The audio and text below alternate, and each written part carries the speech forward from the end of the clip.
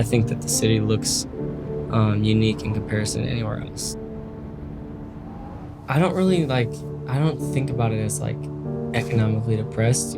I'm just used to it. I mean, when I go other places, I see that it's different, but I never traveled outside of St. Louis until I went to California. So 15 years, the first 15 years of my life was all in St. Louis, all of it. Never went anywhere.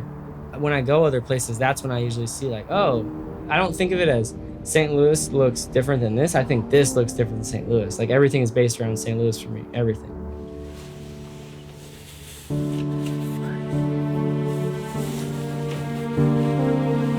Big stretch, big stretch.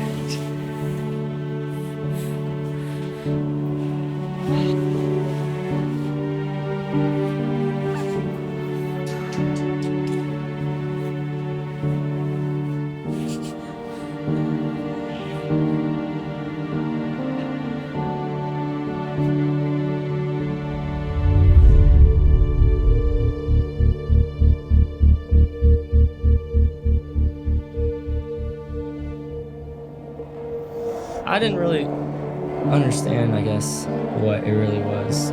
I would say I just kind of thought it was not really serious. I was only 15, so I didn't really have a full grasp on what it meant.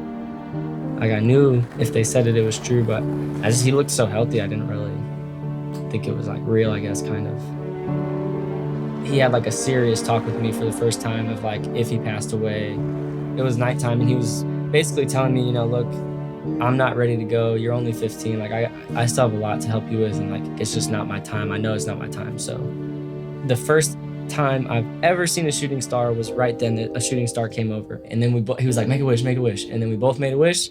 My wish was like, let him live as long as you can, and I know he made the same wish. He lived for like 5 years after that, when he was supposed to only live for 6 months. One of the things that I cannot ever get over is that he can't meet his eye. Like it like breaks my heart. It really does.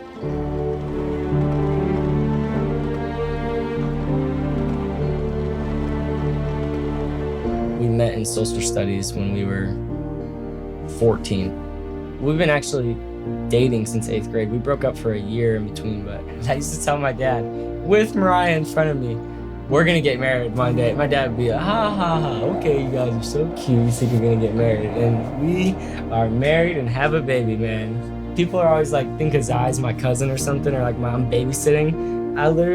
I'm so happy that I have Mariah and the baby. Like, I like it exactly the way it is. I love it. I love Mariah and Azai. If I didn't have them, the stuff with my dad would be really hard.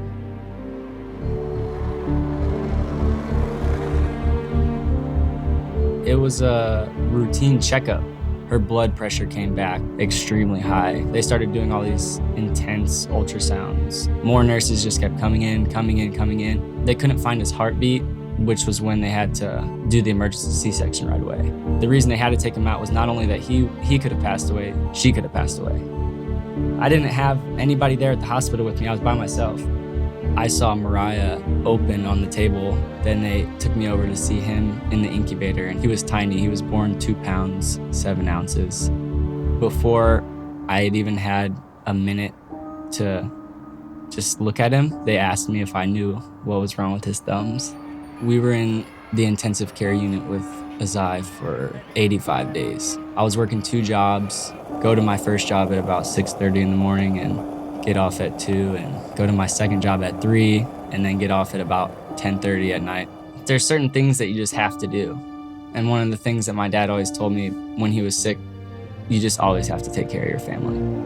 My dad, instead of, leaving me with a little bit of money that he might have had left, he used the last of his money to move to California and spend his last time with me, which is more valuable than any material thing he could have left me. I mean, he taught me how to do everything.